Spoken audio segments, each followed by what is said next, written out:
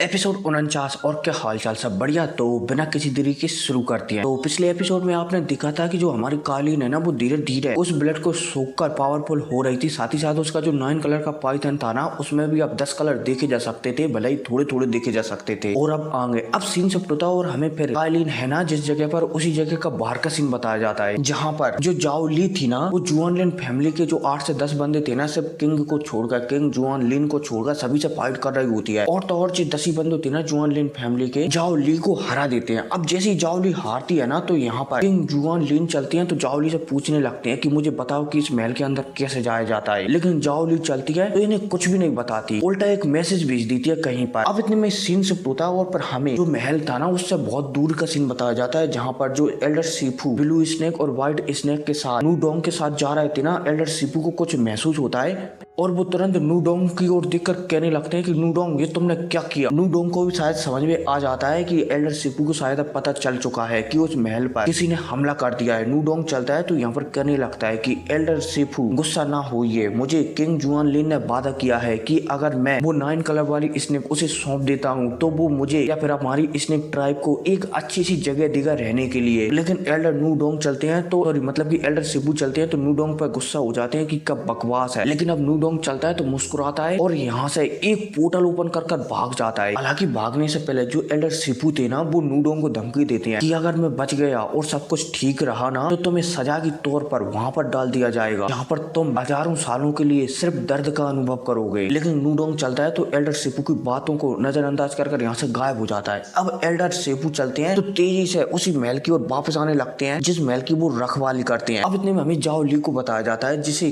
King जुआन लिन कह रहा होता है कि हमें बताओ कि इस महल के अंदर कैसे जाया जाता है। जाओ ली चलती है तो इन लोगों को कुछ भी नहीं बताती, जिस वजह से किंग जुआन लिन चलता है तो उसके पास में जो एक एल्फिनिस्ट था ना जो किसी के दिमाग के अंदर से कुछ भी जानकारी निकाल सकता था उसकी ओर देखने लगता है। ये लड़की थी ना ये भी समझ जाती है कि किंग जुआन लिन क्या कहना चाहता है। ये लड़की चलती है तो किंग जुआन लिन से कहने लगती है कि मेरी पावर इस लड़की से ज्यादा नहीं है, इसलिए पहले से सप्रेस करो। बोला जाए तो ये डाउडी की 9 स्टार पर है ना, इसे 8 स्टार या फिर उससे कम लेवल पर लाओ। किंग जुआन लिन जो उसके साथ 8 से 10 बंदे आए हुए थे ना उनसे कहता है और उसके कहती ही जिस सभी के सभी बंदे चलते हैं तो जाओ ली को प्रेस करने लगते हैं। बोला जाए तो उनकी जो शक्तियां है ना जाओ ली की उसे दबाने लगते हैं और होता भी यही है, जाओ ली की शक्तियां दबती हैं और 8 स्टार पर आ जाती हैं। और ये लड़की चलती है जो कि किंग जुआन लिन की ओर से थी, ये अपनी शक्तियों का इस्तेमाल कर जाओ ली के दिमाग को छानने लगती है कि इसके बोला जाए तो इस पैलेस के अंदर कैसे जाया जाता है। अब इसी के साथ सीन से टूटा और हमें नूडोंग को बताया जाता है जिसके पास 8 से 10 बंदे आ जाते हैं और इनमें से 2-3 बंदे सोल क्लैन के भी होते हैं। नूडोंग चलता है तो पहले हंसता है और फिर हंसने के बाद यहाँ पर कहने लगता है कि किंग जुआन लिन क्या तुम्हें लगता है कि मैं अपनी स्नेक ट्राइब को तुम्हारे नीचे दबने दूंगा? कभी नहीं। एल्डर सीफू तो तुझे संभाल ही सकते हैं। और रही उस लड़की की बात तो उसे तो मैं सैलो कर अपनी ब्लड लाइन को प्योर ब्लड लाइन में बदल लूंगा। अब भाई साहब एल्डर नूडोंग के कहती दोबारा से, मतलब कि एल्डर नहीं है ये एक जवान लोंडा है, ठीक है, इसकी कहती सीन शिफ्ट होता है और दोबारा से जो पहले स्थान है उसके पास का सीन बताया जाता है जहाँ पर जो किंग जुआन लिन के साथ जो लड़की आई थी ना एल्फनेस्ट, वो जाओ ली की दिमाग में छानाबीनी कर रही होती है कि इस महल के अंदर कैसे घुसा जाता है। और फाइनली इसे पता लग जाता है कि जो महल का जो दरवाजा है ना जिस पर अजीब अजीब सी आकृतियां पड़ी हुई हैं, इसके अंदर जाने के लिए जो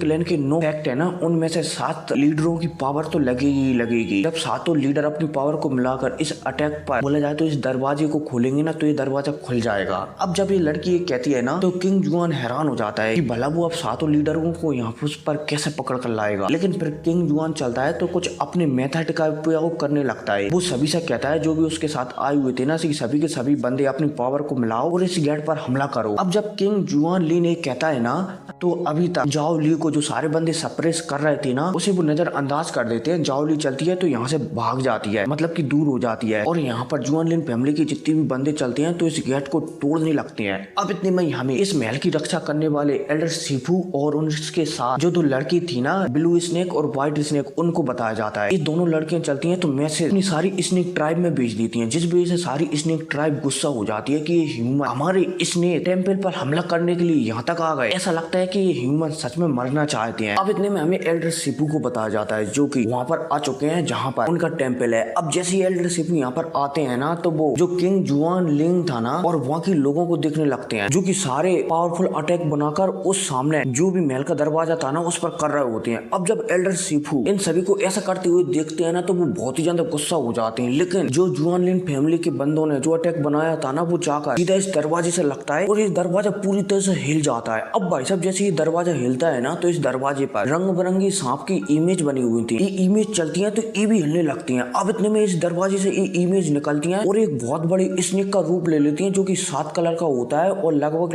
100 फुट बड़ा होता है। अब भाई साहब किंग जुआन लिन और बाकी के जितने भी जुआन लिन फैमिली से यहाँ पर मेंबर आए हुए थे ना, वो इतने बड़े स्नेक को निकलते हुए देखते ना तो वो हैरान हो जाते हैं, क्योंकि जो स्नेक था ना, जो अभी हाल इस दरवाजे की इमेज से निकला था, उसकी पावर इमोर्टल लेवल से पहुंचने में सिर्फ 1 कदम दूरी पर थी। बोला जाए तो डाउडी की 9 स्टार की एकदम पीक लेवल पर। अब इतने में हमें एल्डर सूफी को भी बताया जाता है, जिनके साथ जो ब्लू स्नेक और जो व्हाइट स्नेक थी ना, वो भी यहाँ पर आ जाती हैं और उन्होंने पहले ही मैसेज भेजा दिया है ताकि और भी स्नेक ट्राइब के सारे लोग यहाँ पर आ सकें और इनको यहाँ से बोला जाए तो जुआन लिन फैमिली के लोग यहाँ से इतनी आसानी से न निकल सकें। अब इतने में हमें इन स्नेक ट्राइब के लोगों को बताया जाता है, जहाँ पर 3 लोग खड़े हुए थे, एल्डर सीफू और वो 7 कलर का स्नेक और वो ब्लू और व्हाइट स्नेक। इतने में हमें जुआन लिन फैमिली को भी बताया जाता है, जिनकी साइड से 8 से 10 बंदे खड़े हुए थे। अब इनमें से ब्लू और व्हाइट स्नेक चलती है तो वो आगे बढ़ती है और यहाँ पर जुआन लिन फैमिली की ओर से जितने भी बंदे आए हुए थे ना, वो 8 स्टार पर थे या फिर उससे कम थे। लगभग 6 बंदों को संभालने लगती है और वो स्नेक था ना, लगभग 100 फुट बड़ा, वो चलता है तो यहाँ पर जो किंग जुआन लिन है ना, उसे संभालने लगता है और जो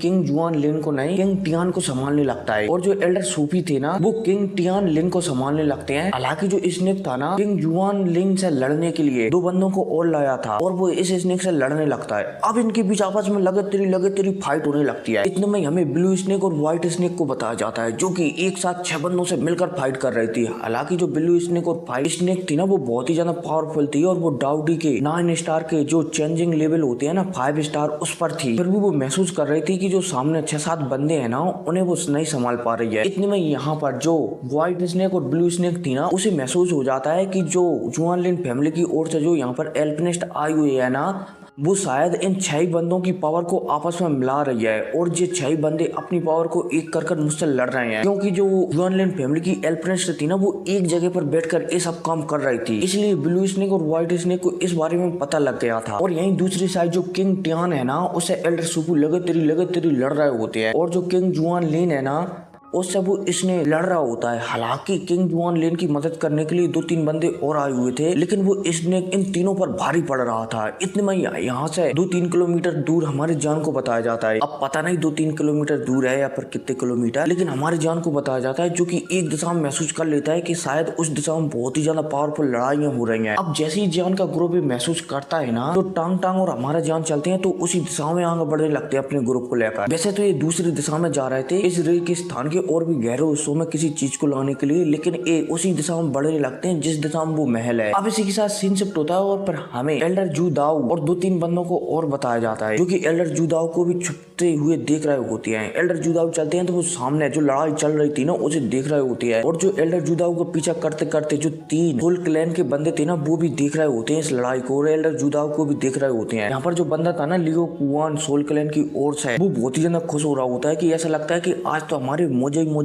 मोजा हो गए। आज हमें यहाँ पर बहुत सारी आत्माओं को पकड़ने का मौका मिलेगा। और हाँ, थोड़ा कंफ्यूजन हो सकता है। खैर छोड़ो, आगे बढ़ते। अब यहाँ पर हमें किंग टियान को बताया जाता है, जो कि उस 9 कलर के स्नेक से लड़ रहा होता है, सॉरी 7 कलर के स्नेक से लड़ रहा होता है। साथ ही साथ उसके साथ 2 बंदे भी इस 7 कलर के स्नेक से लड़ रहे होते हैं। अब इतने में इस 7 कलर के स्नेक को किंग टियान चलता है तो थोड़ा जख्मी कर देता है। अब जब जी स्नेक जख्मी होता हुआ दिखता है ना, तो यहाँ पर जो 3 फ्लावर बॉय लड़कियां थी ना, वो आसमान की ओर दिखती है और जैसे वो आसमान की ओर दिखती है ना, तो आसमान से एक एनर्जी आती है और जो स्नेक था ना, उसे दोबारा से रिकवर करवा देती है। अब जब किंग टियान देखता है कि वो स्नेक दोबारा से रिकवर हो गया है, तो थोड़ा हैरान हो जाता है और ये समझ जाता है कि इस स्नेक को उसे टपकाना ही पड़ेगा, वरना ये स्नेक बहुत जल्दी उसे टपका देगा। अब इतने में हमें हमारी जान को बताया जाता है, जो कि यहाँ पर आ गया है और इस छुपकर इस फाइट को दूर से देख रहा है। साथ ही साथ हमारी जान के साथ मतलब कि हमारी जान का पूरा ग्रुप आ जाता है, जो कि रेगिस्तान में कुछ ढूंढने के लिए आए थे। यहाँ पर मोयान भी थी और वो भी इस फाइट को देख रही थी। अब इतने में हमें इस फाइट के बीच में जो एल्डर सूपू और किंग जुआन लिन के बीच में आपस में फाइट चल रही थी ना, उन दोनों की फाइट को बताया जाता है। यहाँ पर किंग जुआन लिन चलता है